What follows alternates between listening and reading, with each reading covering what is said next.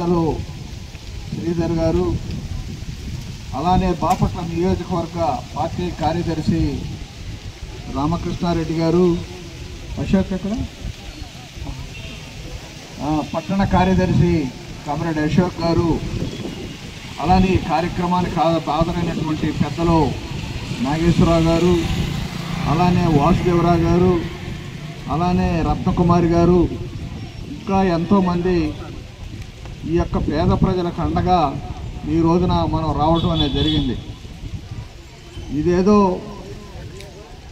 ఇవాళ భారత communist party ఈ దేశంలో ఉన్నటువంటి గ్రామీణ పేదలకి, పట్టణంలో ఉన్నటువంటి పేదలకి కనీసం ఇంటి స్థలాలు, ఇండ్ల నిర్మాణం, అలానే పని హక్కు ఇవన్నీ కల్పించాలని, అలానే రేషన్ కార్డులు ఇవన్నీ ఇవ్వాలని చెప్పి దీర్ఘకాలంగా పోరాటాలు చేస్తున్నటువంటి క్రమంలో ఈ రోజున బాపట్ల టౌన్లో ఉన్నటువంటి నియోజకవర్గంలో ఉన్నటువంటి పేద ప్రజలకి ఇవాళ కుటుంబాలు పెరిగిపోతూ ఉన్నాయి.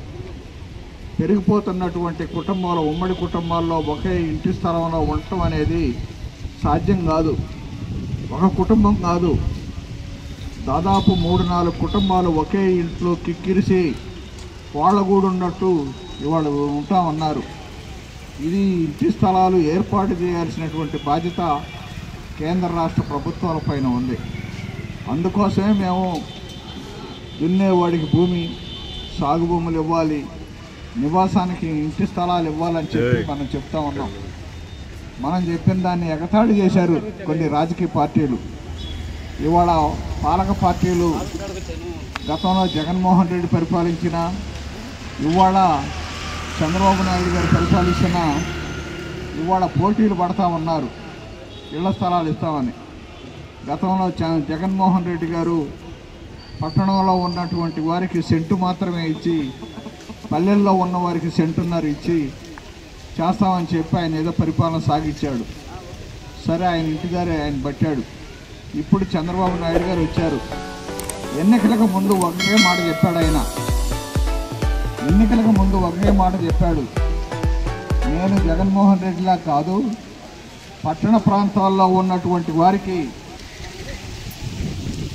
2 సెంట్లు ఇల్లు ఇస్తాను, స్థలం ఇస్తాను, గ్రామ ప్రాంతాల్లో ఉన్నటువంటి వారికి 3 సెంట్లు ఇళ్ల స్థలం ఇస్తాను, అలానే ఇంటి నిర్మాణానికి 4 లక్షలు ఇస్తానని చెప్పేసి అని అంటా ఉన్నాడు. ఇవాళ ఆ మాటనే ఎన్నికలైన తర్వాత, ముఖ్యమంత్రి అయిన తర్వాత కూడా ఆయన చెప్పాడు. మళ్ళీ జనం మర్చిపోతారేమో అని.